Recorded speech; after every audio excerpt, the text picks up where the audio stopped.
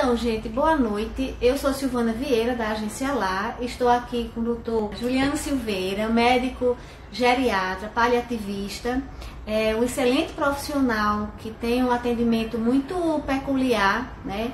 E ele veio aqui hoje para continuar a nossa live. Nós estávamos falando sobre dicas de como cuidar de idosos de difícil trato, que é uma coisa assim, cuidar do idoso bonzinho é muito bom, né, doutor Juliano? É muito fácil, né? É muito fácil. Agora, cuidar daquele idoso que tem resistência a ser cuidado, que não aceita, seja por causa de um problema de saúde, seja porque é do gênio dele. O que é que o senhor pode chamar de você por ser jovem, apesar dos seus cabelos brancos? Isso aí. Mas, como é, assim, o que é que você poderia falar sobre esse tipo de situação? Eu acho que assim, cuidar de uma pessoa é um desafio, né? Independente de qualquer idade, seja idoso, seja uma criança. E assim, muitas vezes a gente rotula nosso paciente, né? Vou chamar de paciente. Rotula nosso paciente achando que ele é um problema. Às vezes, o idoso resiste a cuidado, o idoso não quer fazer isso, o idoso não quer fazer aquilo. Eu acho que o primeiro ponto, eu até me policio e falo para os médicos, é que a gente tem que ter paciência e entender, né? Muitas vezes o idoso ele é trazido à consulta, ele é trazido ao atendimento e nem sabe que vai estar ali. Eu acho que é informar. Assim, acho que o primeiro passo é criar um bom vínculo. Então já aconteceu comigo de alguns idosos chegarem e dizer, não, mas eu não sabia que vinha para o médico. Então tudo que começa dessa forma não vai dar certo, né? Eu acho que muitas das situações que a gente vê no dia a dia, ela decorre dessa falha de comunicação, de às vezes você desconsiderar a opinião da pessoa. Não é porque a pessoa está idosa, iniciando um processo de demência, episódios de esquecimento, que ela está alheia. Então, eu acho que a gente considerar a opinião e a vontade daquela pessoa é fundamental. Uma das coisas que a gente percebe muito, como o meu atendimento também, né, é muito emergencial, a gente imagine que você está tudo bem e descobre que o seu pai, a sua mãe ou a pessoa que você cuida vai precisar mudar abruptamente a rotina, vai precisar de cuidador, vai precisar de home care, vai precisar de médico, de uma série de coisas. E aí, a dinâmica familiar, ela se mobiliza inteira. Nesse sentido, assim, como é que você percebe a influência da família nesse trato com a pessoa idosa que já está começando um processo de envelhecimento? Vou chamar aqui minha assistente para assuntos emergenciais. Ficou até bom assim. Eu acho que ficou melhor, sabia? Então, o que é que acontece? No tocante da mudança da estrutura familiar, isso tem que ser bem trabalhado, acho que até com antecedência. A gente vê nessas situações de quando se monta um home care, que muitas vezes é a invasão do espaço do idoso, aquele quarto dele que ele está habituado há anos, há uma mudança estrutural, bota ar-condicionado, ele nem gosta muitas vezes de ar-condicionado, muda a tomada, quebra a porta, tem que tirar armário. Então acho que isso deve ser trabalhado previamente. Assim, no trinômio, na equipe, no idoso e na família. Acho que isso tem que ser bem planejado, com bastante antecedência. Eu vejo no dia a dia que muitas vezes o assunto home care é colocado como muitas vezes até como uma bomba relógio. Você vai ter que ir para casa daqui a 2 dias e muda tudo. Eu vejo que isso gera uma grande quebra de vínculo entre as equipes e o paciente. Você sabe que lá na agência a gente está com um projeto de deshospitalização, que aí essa transição do hospital para a residência, a gente nota que as famílias ficam extremamente perdidas. Primeiro porque você tem aí questões práticas do dia a dia, quem vai cuidar, como é que vai ser. De repente o idoso morava com o cônjuge e aí aquele parceiro precisa de cuidar, o idoso precisa de cuidado, o parceiro precisa de atenção. Então, gerir tudo isso não é fácil, mas você tem ali uma pessoa que é o ser humano idoso, às vezes acamado, adoecido, e aí ele tem essa dificuldade porque ele se sente também invadido, né? Mas a gente está falando desse idoso que, vamos falar assim, está saindo do hospital. Mas aquele idoso que começou um processo de esquecimento, vamos dizer assim, de uma demência, mas ele é de difícil trato mesmo. Não aceita, a família até vai, conversa, mas ele não aceita o cuidador, ele tem resistência no medicamento, ele tem, enfim, é intolerante. Como é que a gente pode, que sugestões você daria para a gente lidar com esse perfil de idoso, de pessoa? Eu vejo que o idoso, vou falar primeiro sobre a parte de demência, do transtorno neurocognitivo maior. Assim, o idoso que desenvolve um quadro demencial, eu falo muito que é uma caixinha de surpresa. Porque, como você mesmo disse, cada um vai manifestar de uma forma. É uma queixa de esquecimento, é uma dificuldade de querer aceitar as tarefas do dia a dia, como tomar banho, em alguns casos.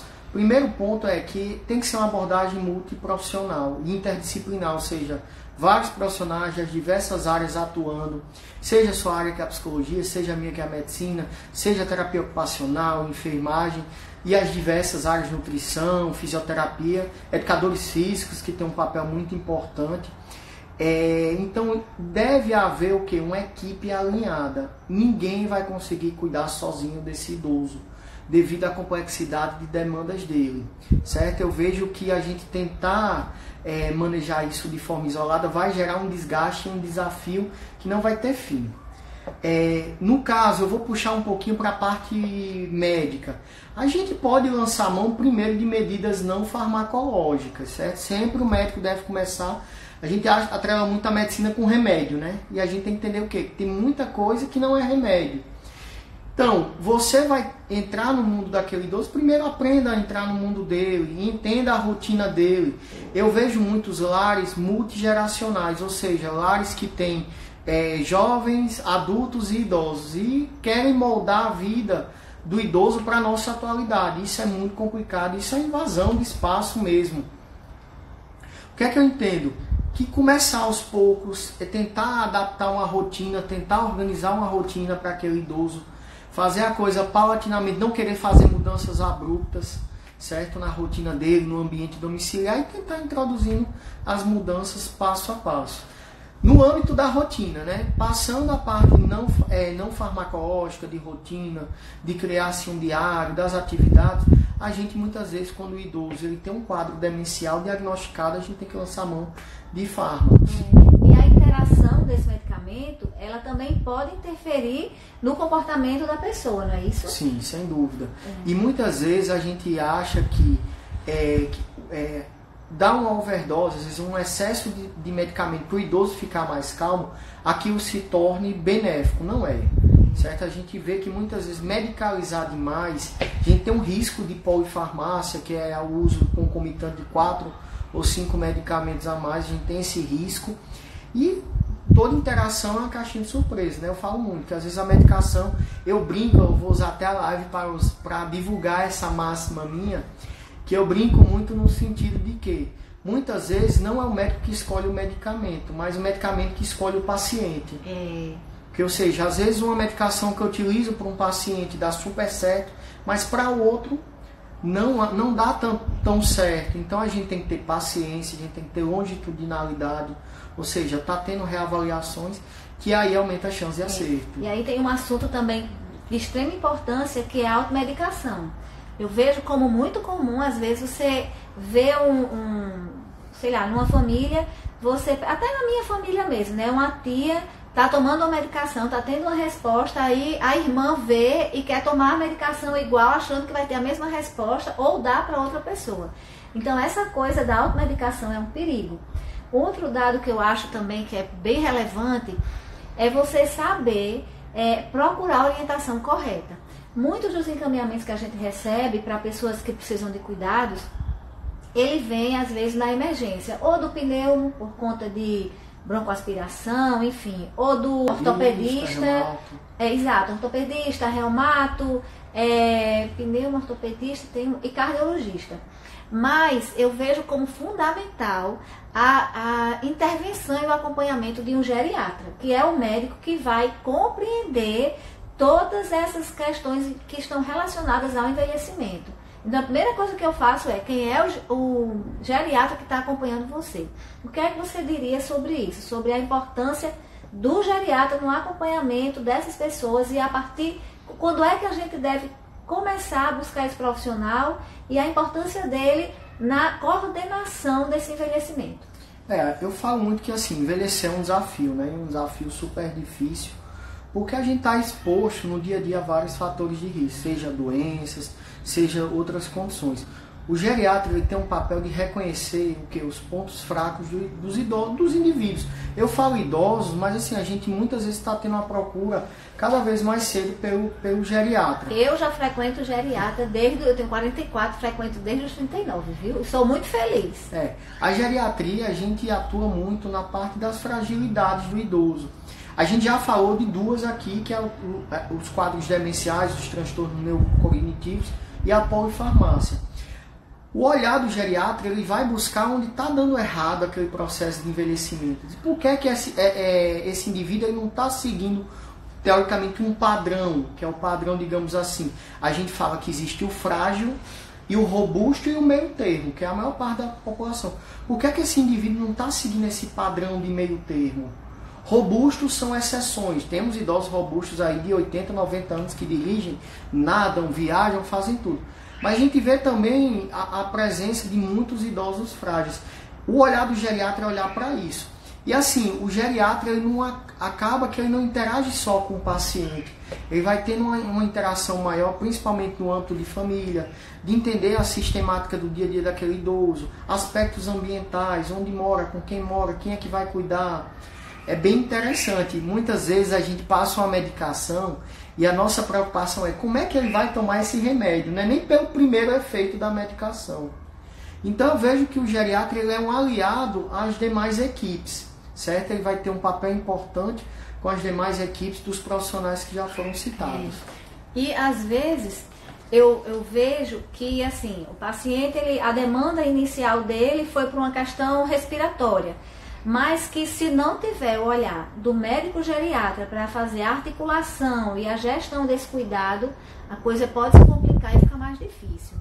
Uma outra coisa que a gente percebe assim no dia a dia das famílias, que você também é paliativista, é como essa relação com não diria nem com o final de vida, né? Mas eu diria com as doenças crônicas, com aquela situação na qual o paciente ele vai ficar mais dependente, vai precisar de um cuidado por um período mais longo.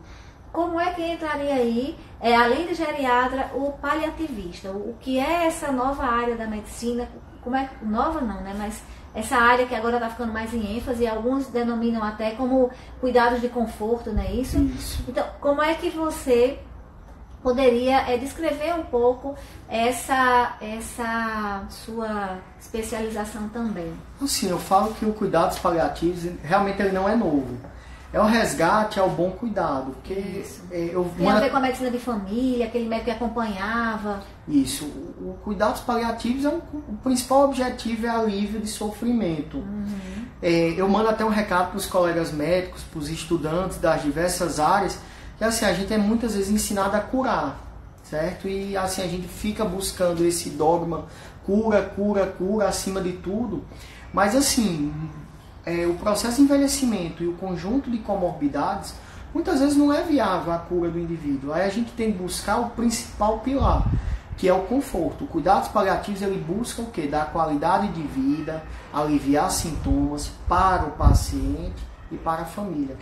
E esse cuidado, principalmente no âmbito da psicologia, ele não acaba com a morte do paciente. Muita gente fala, o paciente está em cuidados paliativos, é aquele paciente que está morrendo.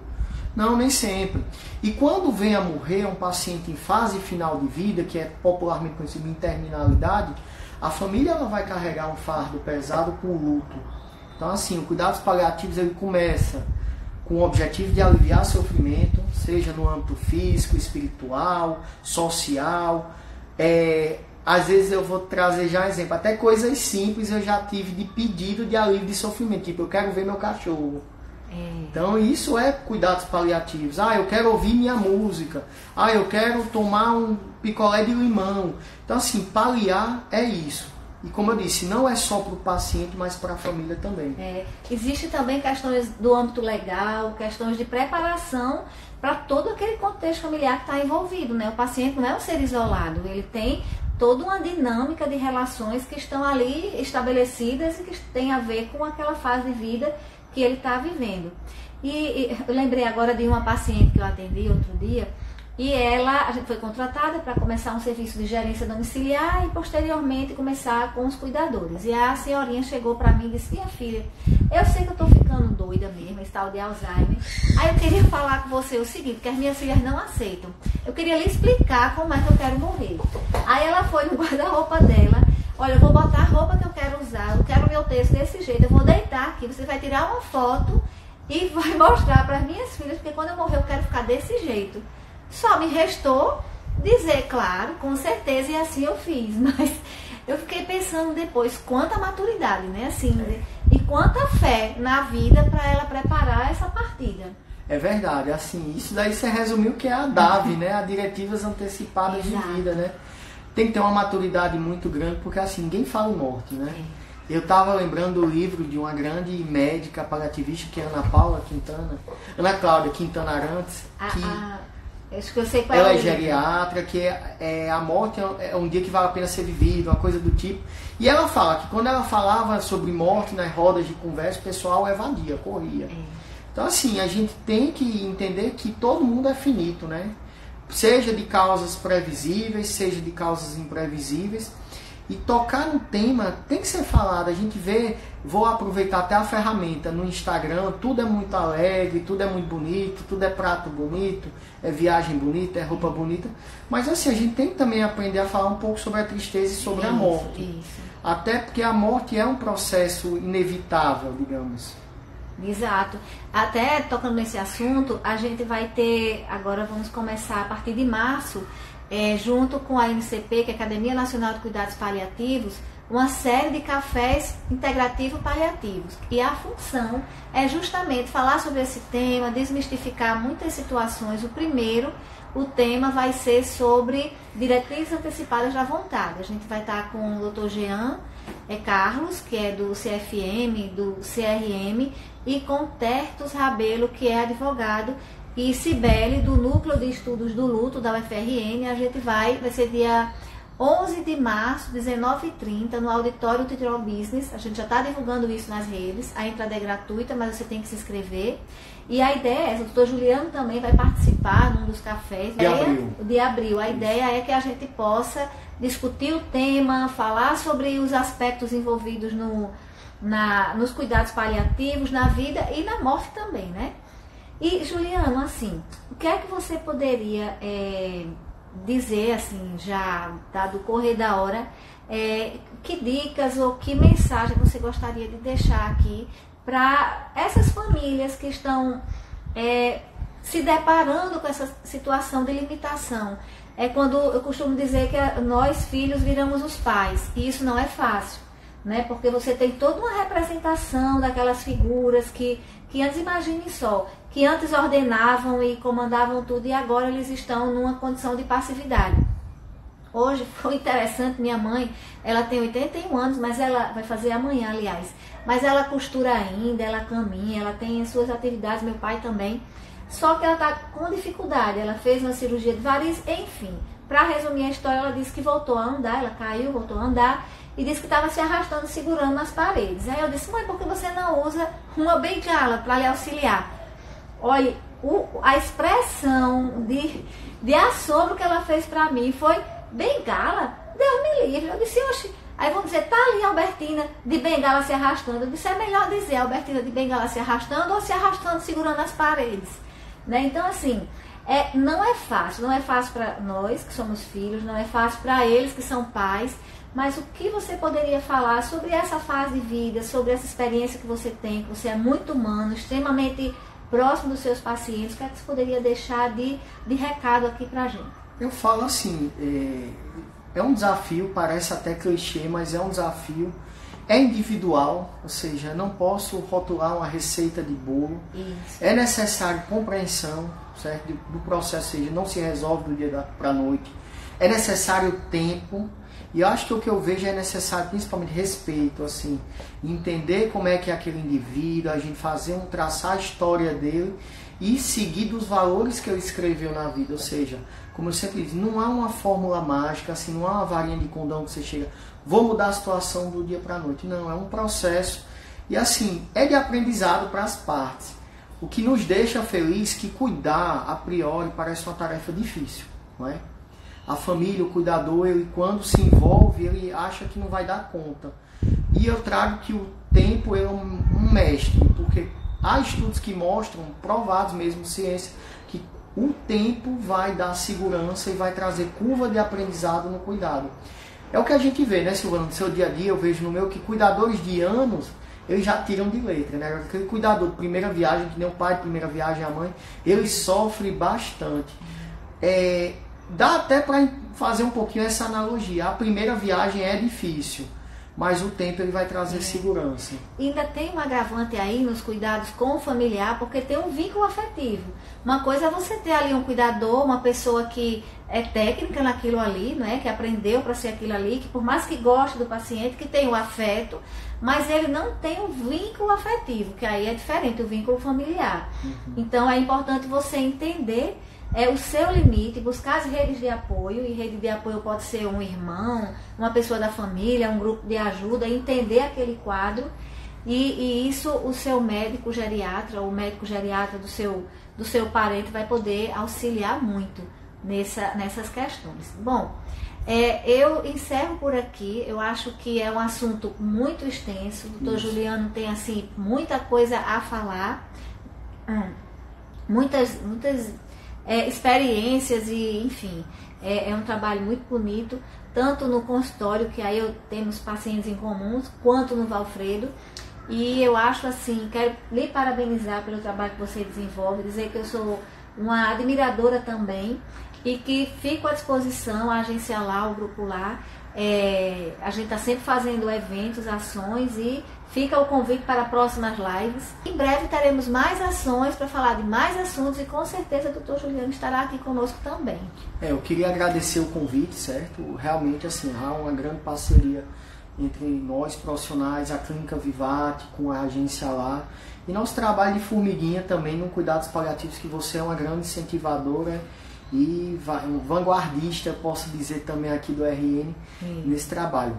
Realmente é muito tema para pouco tempo, mas fica aí o espaço também para quem tiver dúvidas, quiser me mandar alguma pergunta, um inbox, algo do tipo. Isso. E a gente vai trocando figurinha, como diz. Isso. E a gente está aqui no Insta, @agencialá, que é o Insta da Agência Lá. Doutor Juliano é o... Juliano.geriatria. Pronto, então quem tiver alguma pergunta e quiser saber mais ou sobre o trabalho do doutor Juliano ou sobre o trabalho da Agência Lá, é só entrar em contato através das redes sociais, pelo nosso site, agencialá.com.br, e por aqui a gente está sempre respondendo, e se precisarem do contato da Vivarte também, a gente passa. E é isso, estamos à disposição, agradecemos, e é isso aí. É isso aí. Obrigada, gente.